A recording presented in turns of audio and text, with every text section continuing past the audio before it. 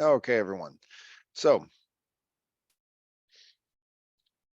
here is the plan for today. We're going to finish this wonderful story and see how it ends. All right. So to begin, let's review the premise of the story. Now, some of you might think, why do we need to do that? And you also might think, what does the word premise mean? Premise means the situation or the context. So generally, a story is about solving a conflict. Man's thrown into prison for the rest of his life. His wife doesn't know where he is, and this man might lose his mind. How does the story end?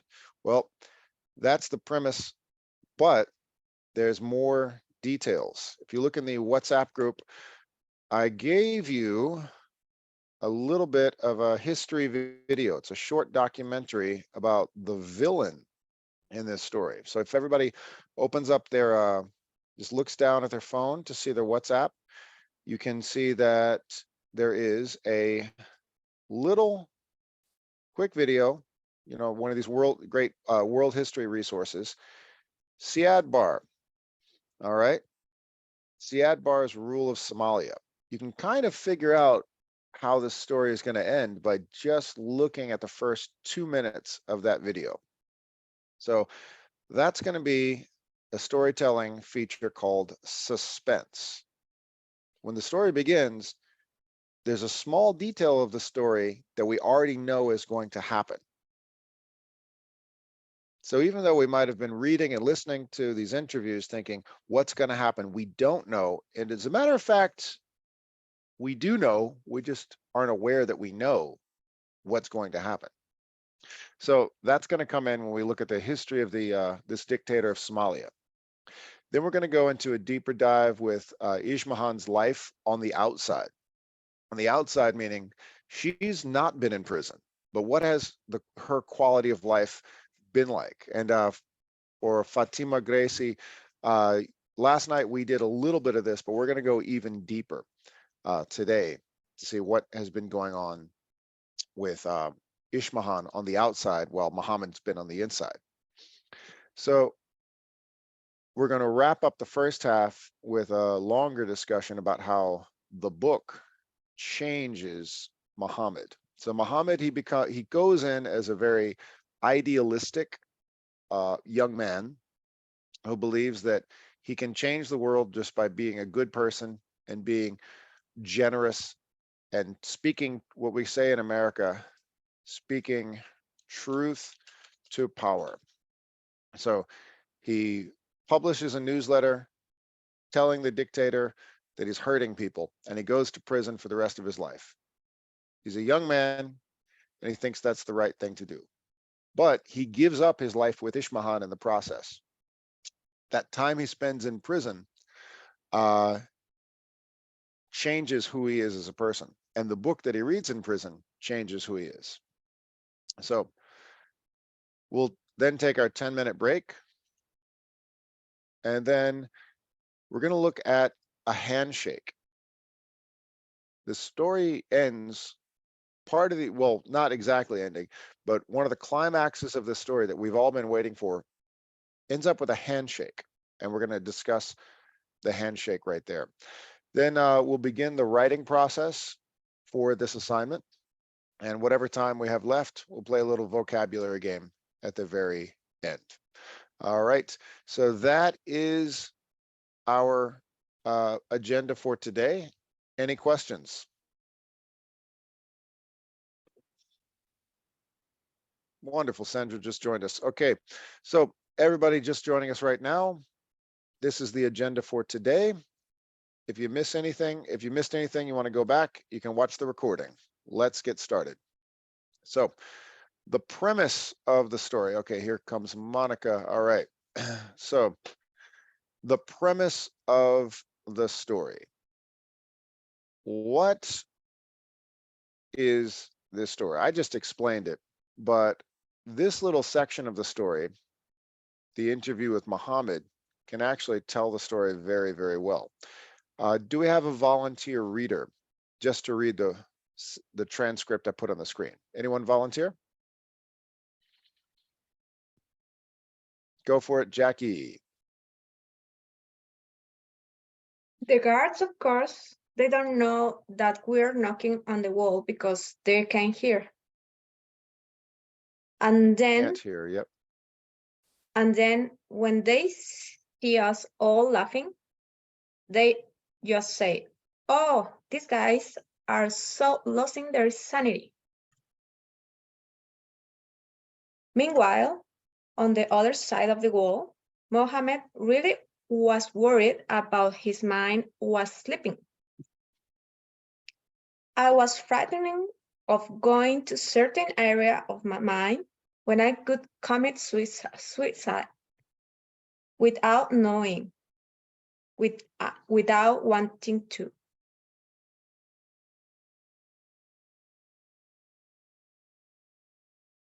Can you see the bottom of the screen there?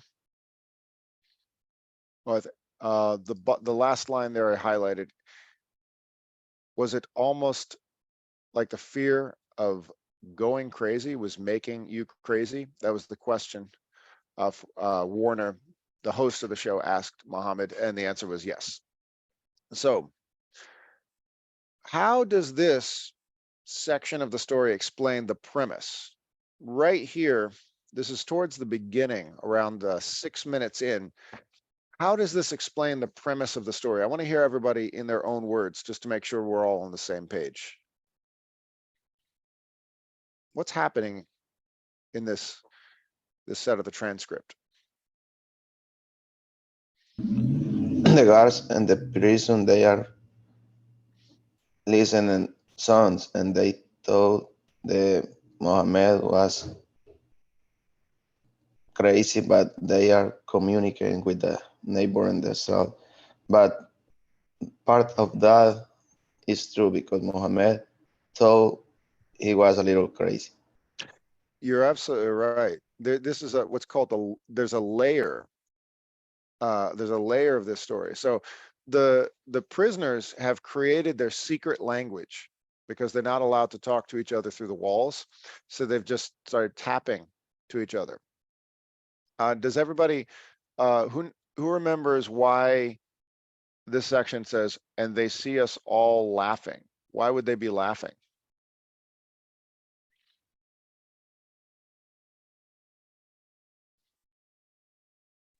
The laughing because the guardian they losing their mind all.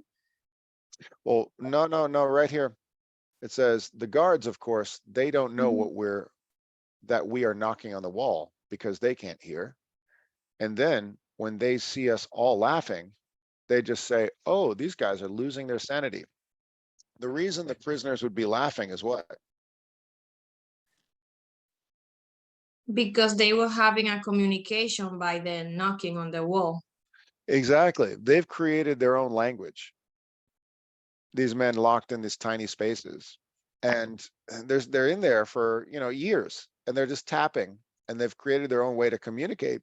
So earlier in the transcript before this, when somebody tells a joke, who remembers how long it takes for the joke to go from one side of the prison to the other?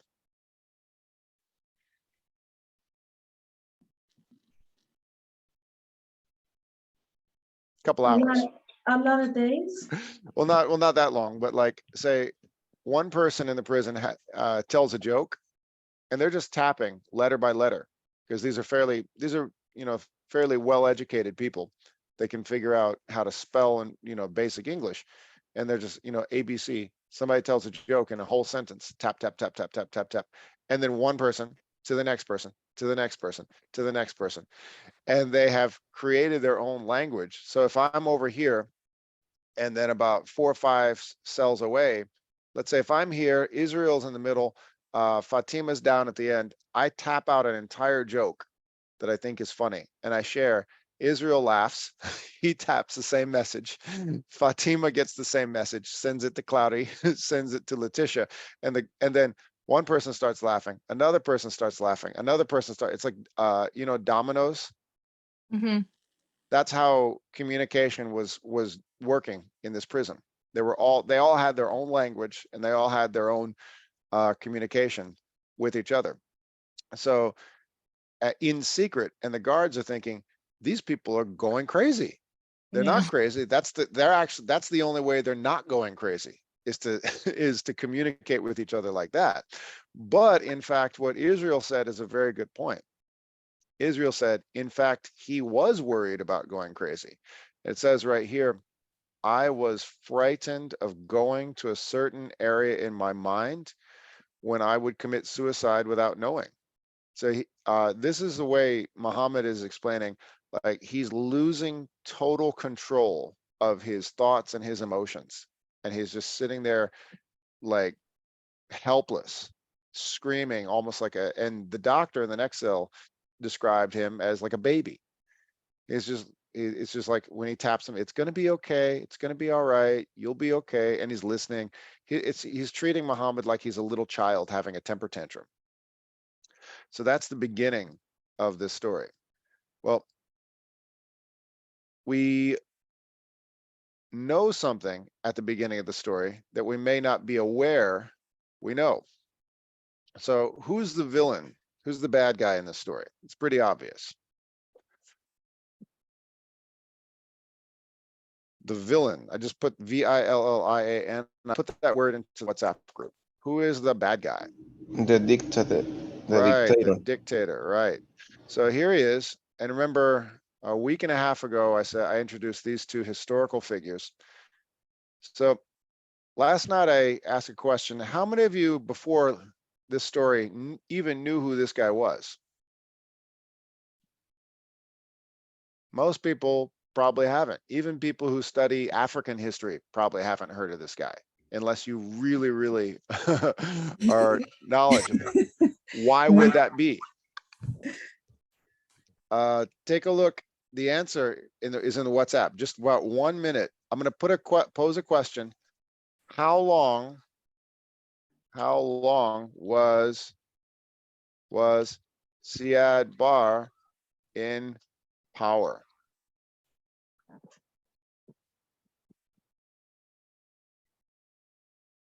So if you just name like a list of famous dictators in modern history, is this guy Fidel Castro? Is this guy Joseph Stalin? Is this guy Mao Zedong? Is this guy in power 40 years, 50 years, ruling the country? How long is he actually in power? The answer is in the video I just sent. He was 22 years. Right. So 1969 to when? To 1991. Right. So this is what we know is going to happen, but we don't know it's going to happen. So what's the year that we know that Siad Barre is in power from 1969 to 1991? All right, not a bad run, but you're not up there with the most notorious bad guys in history. You're kind of like a footnote of history. So wait a minute. What year did Muhammad go into prison? The story begins in this year, 1981. What year his start? Yeah, so Muhammad is thrown in prison in 1981. Now, how old is Muhammad when he goes to prison in 1981? So I'm a baby. I'm alive in 1981, but I'm a baby. I think he went out from the prison is like 20, 30 years old, I think, because He was he 20 went years to, old. yeah, he was 20 and he He spent was, yeah, Muhammad was only 20 years old. So the whole, what we were looking at last week is, what we're looking at on actually Tuesday is, why did he write that letter criticizing the dictator, getting himself into trouble? Why would he do that? He was a 20-year-old kid and he Mhm. was He was madly in love. excited. He was excited. He was in love with Ishmahan.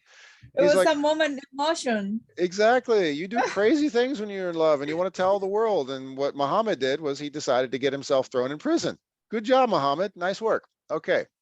So, and that's the way it was described in the beginning. It was this phase of new love where you think the world is full of goodness. Well, surprise, you're going to get a rude awakening. But now we know something. He's only a young man, a very young man. He's basically still a kid when he's thrown into prison. How long do you think he's going to stay there? Knowing now what we know. 8 years. There you go. He's going to get out. So this Yeah. is something, this is it's called suspense. We actually know this without knowing we know it. Suspense, we already know he's going to get out for a couple of reasons. This guy's only going to be in power for another 10 years. Okay. And if he's 20 going in, maybe he'll be 30 by the time this guy's out of power. Is he going to stay in prison? Is Muhammad going to stay in prison? I don't know, but but probably he's not. And we also know he's going to get out for what reason?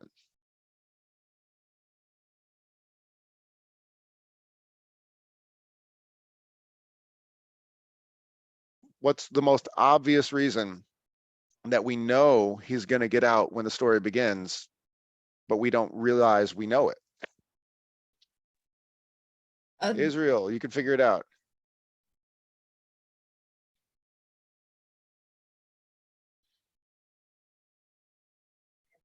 Maybe because the other was talking in past, or Okay, he's talking in past tense. There's an even more obvious reason than that. I think all country have their independence movement. That always happened. They always yeah. have time to finish. It's Yeah. normal. We looking at the 1980s, we're like, what? Somalia, communist dictator? Really? This is 40 years ago. So we know that country is going to go through all kinds of, changes already. Yeah, so that's obvious. But what's another reason? We know this guy's going to get out. He is who tell us his story. Thank you. Was that Bibiana? Who was that? Who just told us? Sandra. Sandra. Bravo, Sandra. That is suspense. Okay. So we know from the very beginning that this guy is going to get out. Okay. So he's going in at, I'm going to guess this guy doesn't look 20. I think this is a picture of them somewhere at another time later on. Here it is. So we know this guy is going to get out because he's telling the story. How in the world would he be interviewed by this American journalist in the 21st century if he didn't get out? Unless unless he was granted access into this. You think this American journalist was suddenly granted access to this secret prison? Well, that would be even more interesting. Oh yeah, so I went into this secret prison where all these people were, locked up 40 years ago by secret police, and I got to have a conversation with Muhammad. No, we know he's out because he's telling the story. That's suspense. His own story.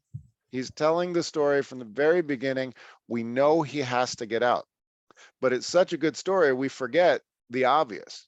We already know he's going to get out when the story begins.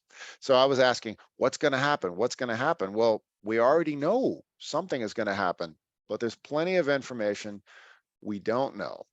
So let's take a look. After years in prison, Ishmahan is under pressure to divorce Muhammad. This is where I think we wrapped it up on Tuesday. She's under all this political pressure to divorce Muhammad. So let's take a look at what she did. Who wants to, and I'm going to show the transcript here. We listened to this section on Tuesday, but I'd like to get another volunteer reader.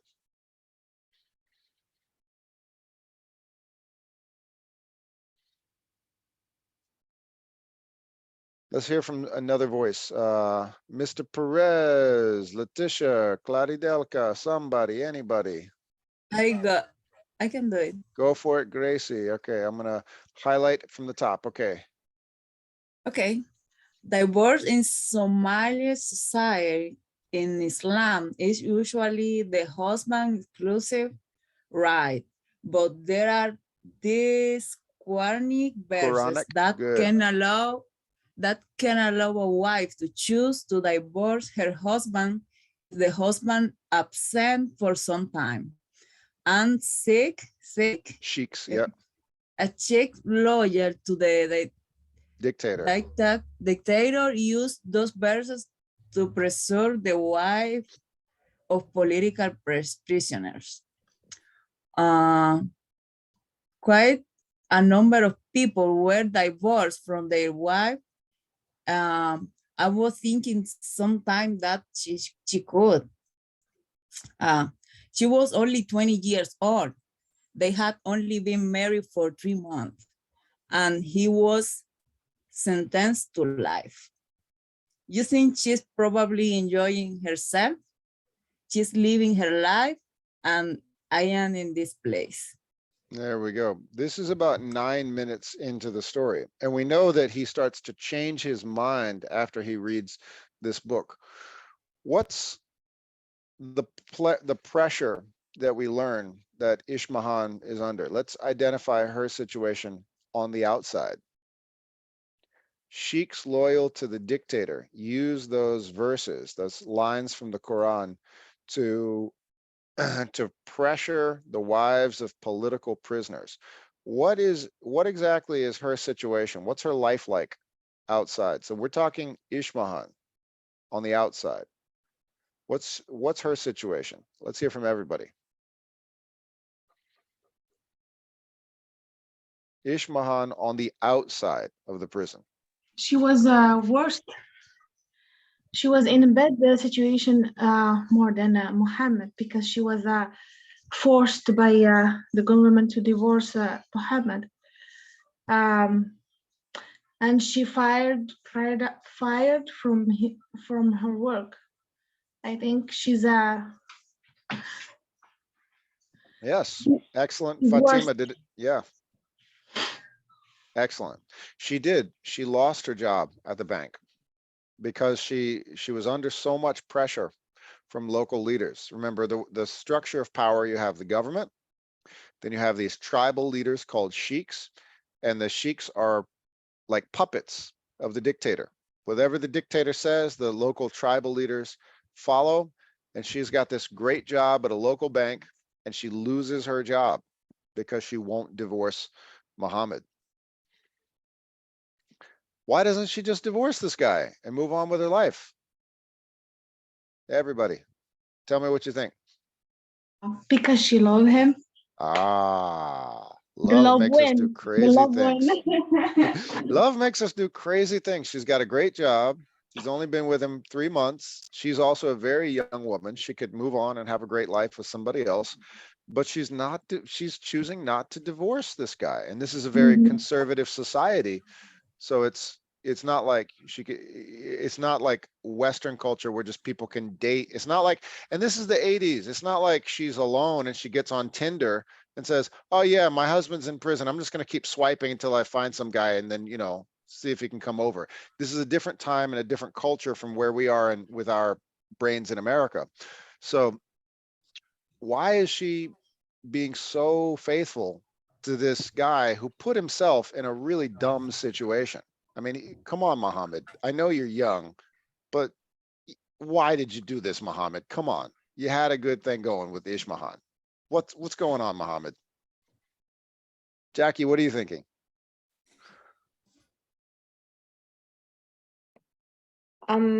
He was so excited about sharing all the information and sharing all the bad situation in the hospital.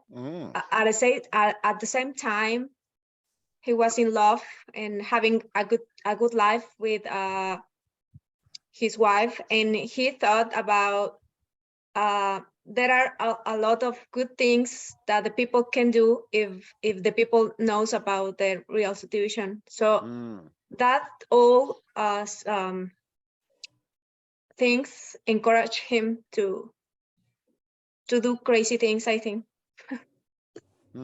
I've got a question. It's much easier to do this, to do what Muhammad did today, because like everybody's got a device in their hand that allows us and we live in a country where we can share our political opinions with everyone at any given moment. So this guy Muhammad in the 1980s, he wanted to say he hated the leader of the country. He had to go, to a store and print a newsletter and probably hand it out to all the people he knew, and then get himself thrown in prison.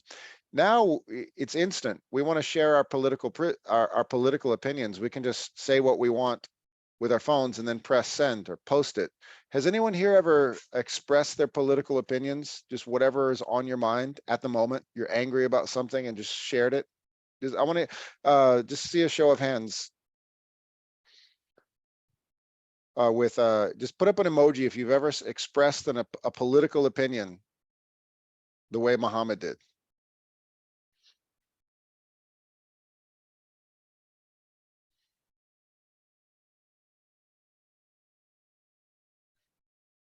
Okay, Jackie threw up an emoji and the rest of you are lying. I did it when Trump was in the power. And talk about the Mexican people. They all were like thieves, and all Mexican people was thinking about coming to the US to do bad things, and some kind of thoughts about Mexican people. I just put it my feelings and my thoughts about what the. Yeah, exactly. Instagram or WhatsApp? WhatsApp. No, not WhatsApp and Facebook. Yeah. Yep. Well, For me, I remember something just like 2 weeks ago, but I don't know, because I don't have a social media. I can post something, but I'm angry about. Did you use a piece of did you print a bunch of copies of paper like Muhammad did in the 80s, like hand it out to your friends in Revere? Like, here's my political opinion here. Yeah. But I'm angry about what happened in Palestine now in this moment. Okay. All It's so right. bad. Yeah. Yeah. But I didn't post it. Just I keep it in my mind.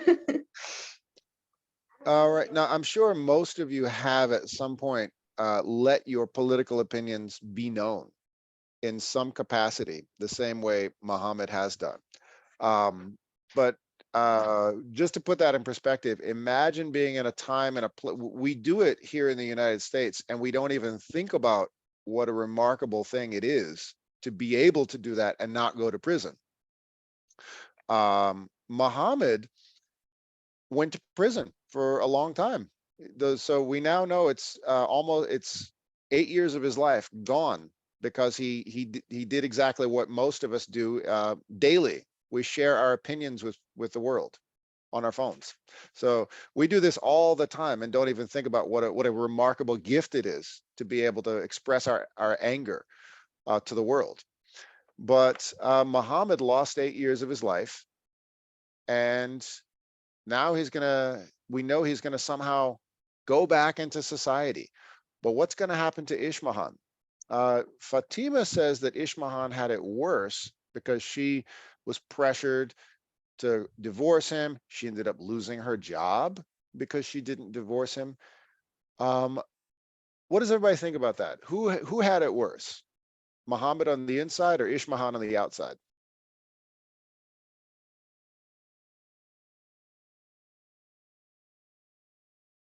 We can have a long silence. That's okay. I think Mohammed, because he ruined his life and his wife's life, and to the doctor, I think the fault for him is too big. Mm. Thank you, Sandra. Anyone else? It's a difficult question, say which Mhm. one was worse, because Mohammed in the prison was, living a hard time in the small cell. Even in the beginning, he was saying he has some rats on the cell, so Mhm. in an ugly situation too. But on the other side, his wife too, because she was living a hard time with the depression that Mhm. she was married with a traitor, basically, Traitor, of the yes, a governor. traitor. Yeah, Yep, traitor of the governor. government. So Yeah. I think Bob was living a hard time. Mm. That's an excellent point, Claudia. And I put a word up here. When I ask the question, it's not to actually find an answer to the question. It's actually a rhetorical question. Rhetorical, I'm asking the question only to generate conversation and to get people to think about it. Because in reality, it's after it's all said and done, they're both in a terrible situation.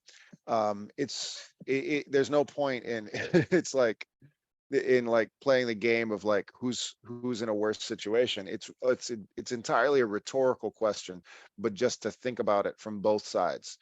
Him on the inside in danger of losing his mind, locked in a dark place with a hole for a toilet for years, and her on the outside being shamed every day. Divorce your husband, he's a traitor. What life was she living on the outside? They're both in a terrible situation. But we do know that because of this doctor, there is something that is going to change Muhammad's life, and it is this book. Oops, there was one slide I actually used for my evening class that I didn't put into, hang on one second, into my morning classes. Pardon me. Gonna take one moment. There it is. Okay. So thought I moved everything I needed. So yes, this is where this belongs. Okay. All right. All right. How does the book change Muhammad? Because suddenly he's able to escape this awful place he's in, going somewhere, listening to the tapping, and he becomes obsessed with this book. It keeps his mind busy. So it's a very powerful tool to be able to read. And he doesn't even have a book in his hands. It's the doctor tapping word for word, letter by letter in the cell next to him. How does the book change Muhammad? We're going to take the rest of the hour now to look into how exactly the book changed Muhammad. And I'm going to show you, and there's a literature professor who chimes into the story to give an insight. It's a complicated story that he's listening to. And it's a very long book. So Tolstoy's books are always huge, really, really thick. And these two characters, this real life person, Mohammed Barun from Somalia, and Anna Karenina, this fictional Russian noble during the Romanov era, 140 years ago, they couldn't be more different. But suddenly he's starting to relate to this woman in this fictional character. He's starting to see himself in Anna, the main character of this story. How in the world does that happen? Well, let's take a look. Here we go. Let's see how, there it is. How does Muhammad himself begin to change?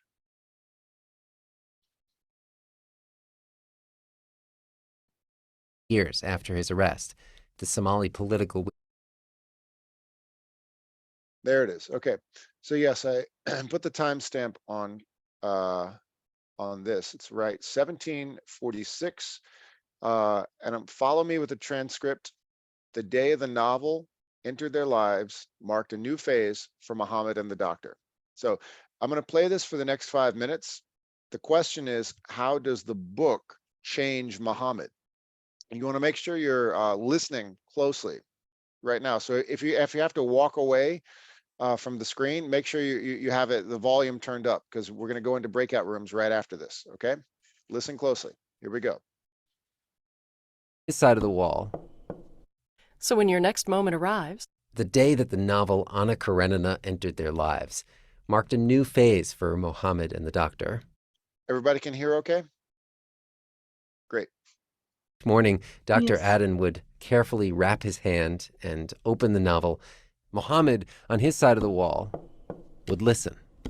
When he was dressed, Stepan Arkadyevich sprinkled some scent on himself. Although it was only knocking, but it brought the whole story to me. Cigarette, pocketbook, matches, and watch with its double chain and seals, and, shaking out his handkerchief, feeling himself clean, fragrant, healthy, and physically at ease in spite of his unhappiness, he walked with a slight swing on each leg into the dining room where coffee was already waiting for him. If it's been a while since you cracked open Anna Karenina, here's what you need to know.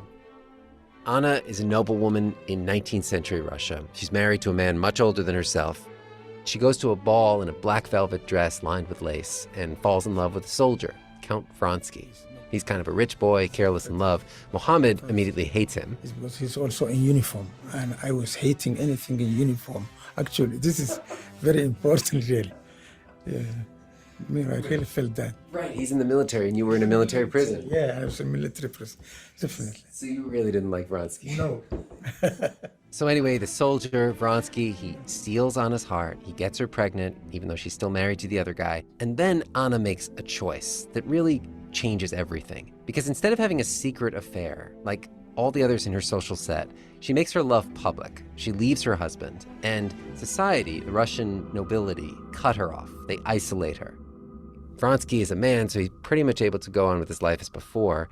But Anna is realizing how alone she is. She's staying in her room, wondering what Vronsky's up to when he's not with her. Okay. Just the same as Mohammed was wondering what his wife was doing outside the prison walls. Mohammed reads me this one sentence from the book. If you love it hard,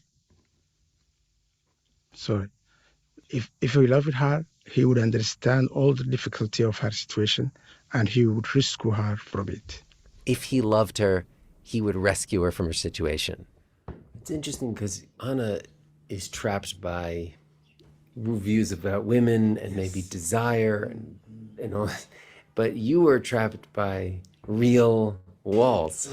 Yeah. He says it didn't matter how different their lives seemed on the outside. Inside, She was suffering all the time. he felt exactly like Anna. He also was jealous, crazily jealous, and also hating himself for being jealous. And all of a sudden, he meets this fictional character who is suffering in exactly the same way. And this suffering is driving her into a state that Mohammed most feared for himself. Going to a certain area in my mind when I would commit suicide without knowing, without wanting to. So it's now 750 pages into the book, and 2 months have passed since the doctor first started tapping the book letter by letter. Anna and Vronsky are now living in Moscow, and it's summer, so it's hot and suffocating. And on this particular day, Vronsky is off visiting his mom, which Anna hates because she thinks she's trying to set him up with a young princess. And Anna is in this state of mind where she both thinks that she's a burden to Vronsky and she thinks he'd be better off without her, but also she wants him to suffer her absence the way she's suffering. It's in this state that Anna finds herself walking down a train platform. The train is hurtling down the tracks, and this thought possesses her. She knew what she had to do. With a rapid, light step, she went down the steps that led from the tank to the rails and stopped quite near the approaching train. As Mohammed is listening to this, and he's thinking about what she is about to do, I really cried. I felt for her. but he realizes his tears are not just for Anna. That's when I remember my wife and He's remembering Ismahan, his wife. how much she's suffering. And yes, the book's the one that brought me back to think about her a lot. And he finds himself asking a question that in 2 years in prison, he has not asked himself before. Did I do well in those few months we were together? Had he been a good husband? Yeah, did I treat her as she deserved? And instead of thinking she's left him and also hating himself for thinking that she's left him, he's thinking, why did he take himself away from her by writing that stupid newsletter? Maybe we could have done it in a different way. That letter that got them all thrown in prison. Maybe we could have talked to them. And putting himself in his wife's shoes like that, it kind of took him out of his own misery. He could think a thought like, she suffered worse, than me, because I was only in prison, but she was in the outside world. He goes from self-pity to pity for her. Oh, I think that's related to the book. Tolstoy's actually famous for that. That's like his magic, crazy talent.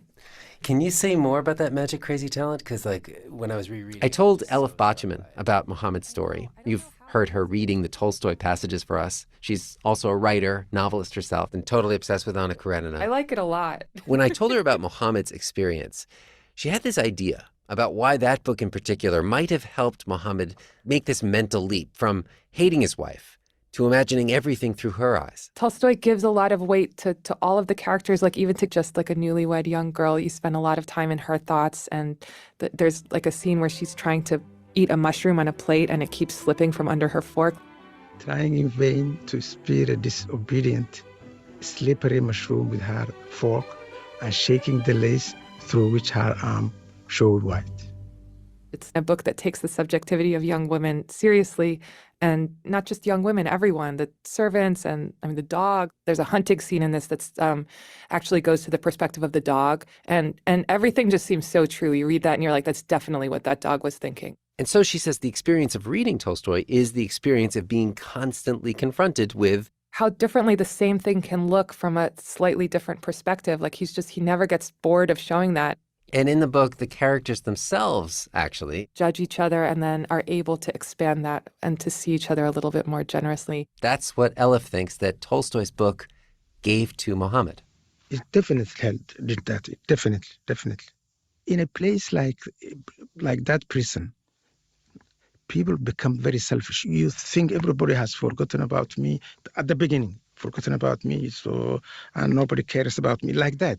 But when you think about other people's situation, then you understand. It helped me survive. It helped me even sleep better.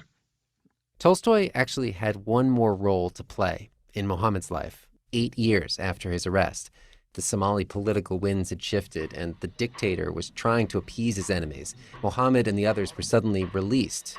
He discovered his region of Somalia was flattened by civil war. But Muhammad also discovered something else. His wife, Ismahan, she was still his wife.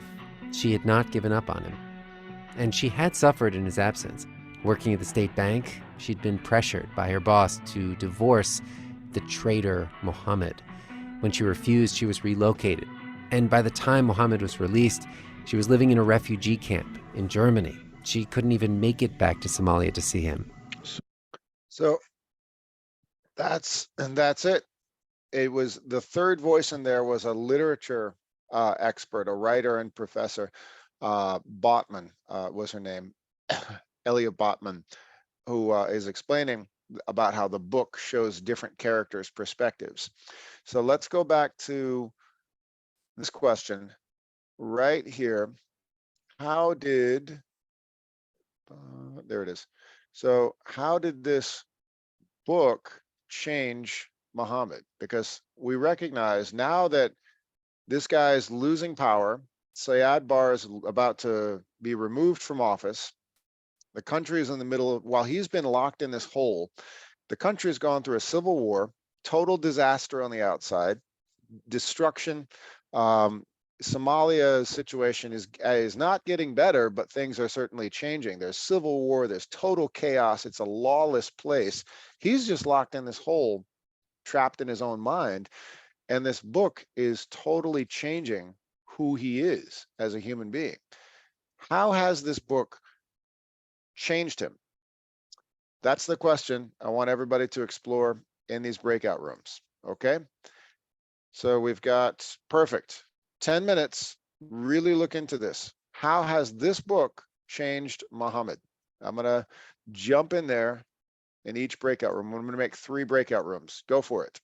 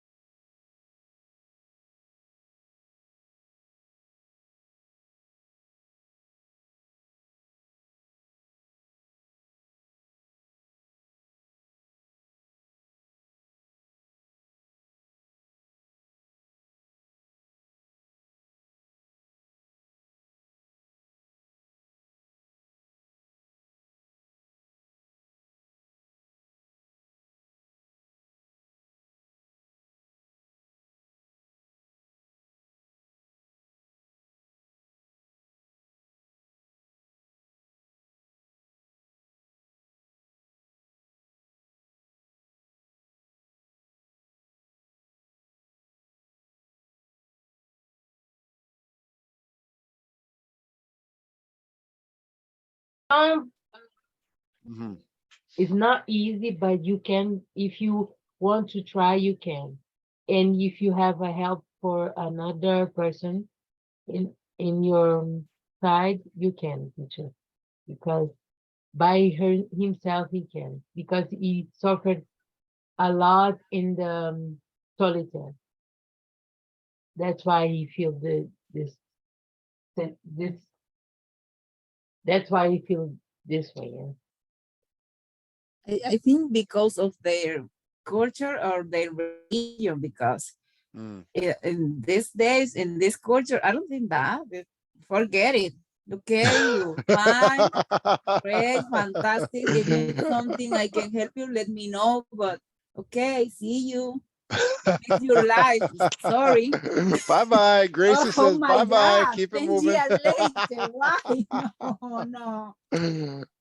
So I just pressed record a minute ago. So if anybody's watching this recording, the question I asked was, is it possible to make yourself love someone again? Because he's expressed he didn't feel like he loved her. That's why he reached out to shake her hand. It's like a stranger. Depend the It situation you was a stranger, of course. Yeah. depend the situation you separate these people, because yeah, this is something different. You know, is the you know, maybe this I don't know what to say the words. The section, not the section, maybe for Oh, okay. Hold on. it's different, but here is something for the government, you know.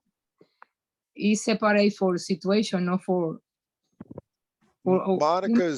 Monica's bringing us back to an important point. So the beginning of the story, we have two historical figures as main characters.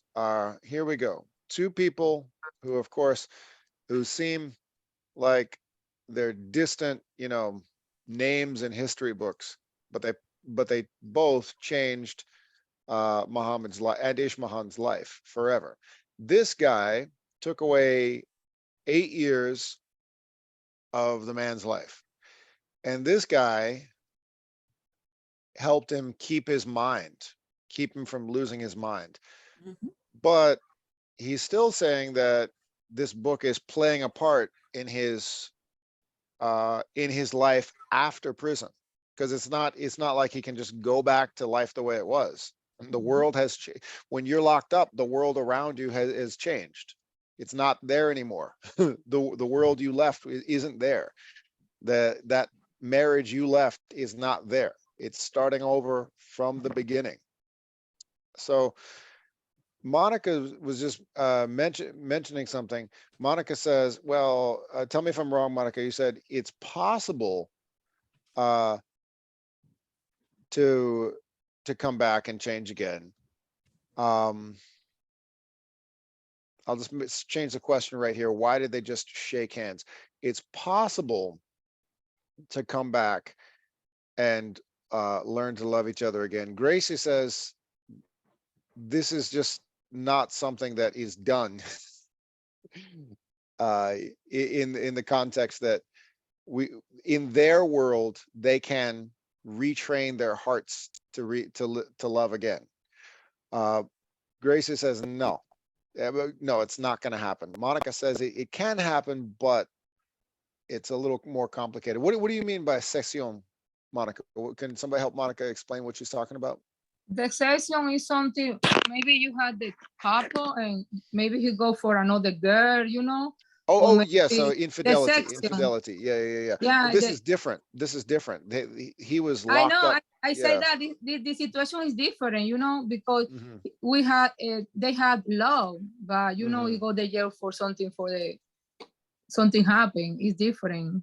Maybe the law is there. When you lost when you lost your love is different. You don't feel nothing for the people, the person. I have an idea. It's different. Yeah. I have an idea. Go for it. Yeah. If you are driving, you get a car. You said, okay, it was involuntary. I get a car, but you kill someone. You have an accident. I was involuntary. You didn't want to kill someone, right? But you have consequence. Yes. That no mean your life would be the same because it was involuntary. No. You have consequence of that moment. If that's for him the same. Okay, was they love? Why? Yeah, but is the accident. Maybe you driving, you had the accident. Is the accident. It's different. Are you talking how about the people him feel, getting but himself thrown it's into that prison, Gracie? I think he was his choice. Maybe involuntary, but was his choice. No, it's sure because he It's was not that make that he do the opinion about the hospital. He's go to jail for that. It's right. No, He put himself in that he situation. was an Yes. adult, but Yes. Yeah, but no, but he was a dictator. He knew that.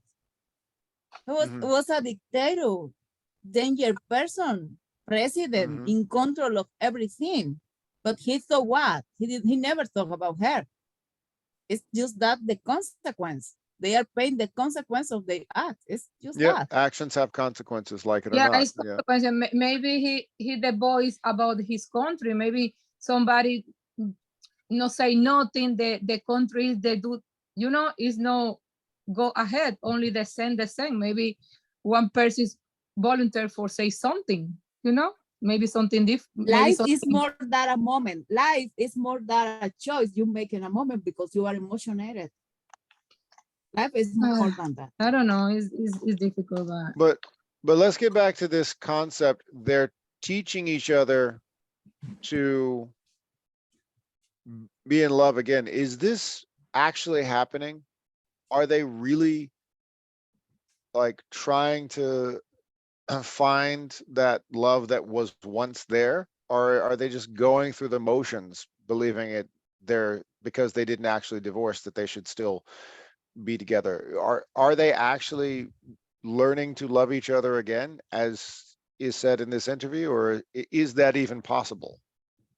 Yeah, they believe that. This time, in the end of story, he said, we try to learn to live with each other and learn how we love each other.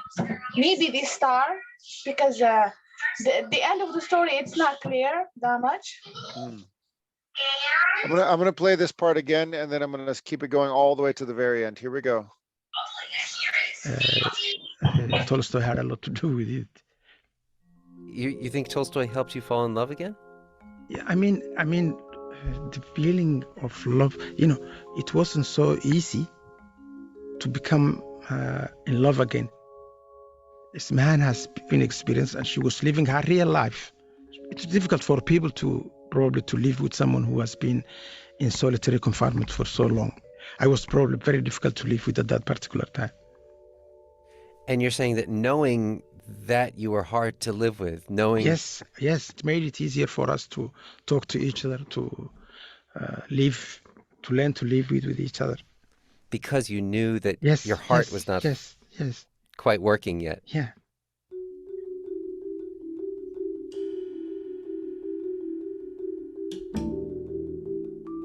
I should build a monument for that book.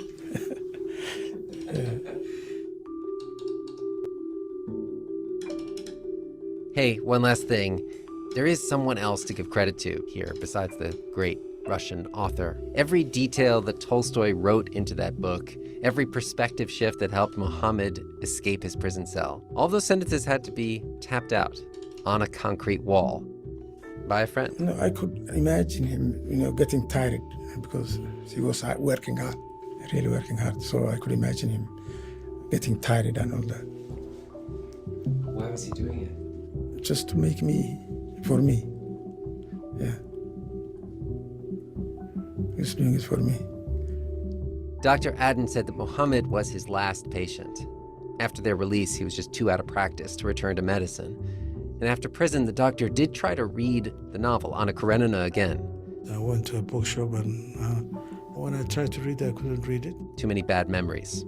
But he knew someone who could use it. A friend who was imprisoned here in Somaliland, a journalist, a friend, and I took that book to him. And I told him that the best present you can have in a prison is a book.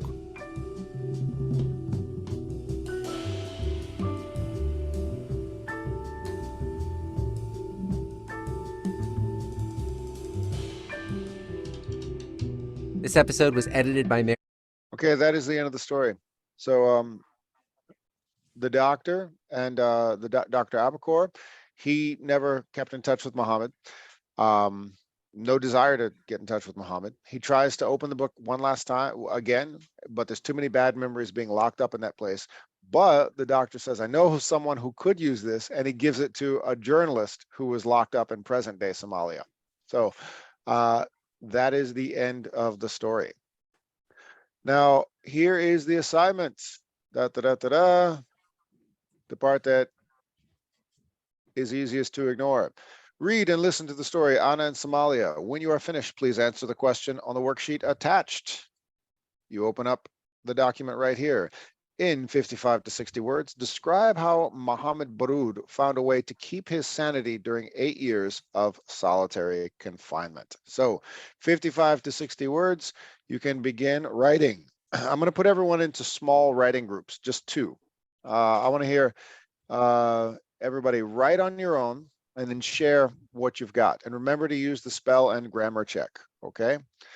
All right, so 1 to 2 paragraphs. How did Muhammad keep his sanity during 8 years of solitary confinement? Explain what you learned in this story, all right? If there's any time left, we'll get ready for a vocabulary game maybe next time after the holiday. All right, does everybody understand what the assignment is? Yes. Yes, teacher. Good. Okay.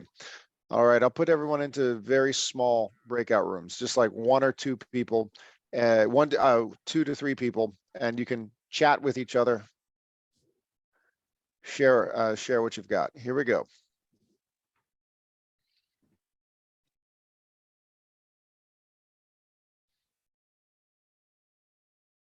Okay. Perfect. Okay, yes. 3, 2, 2, 2, 2. All right. You can join your breakout rooms and start the assignment. I'll jump in and just, if you need any help from me, just let me know.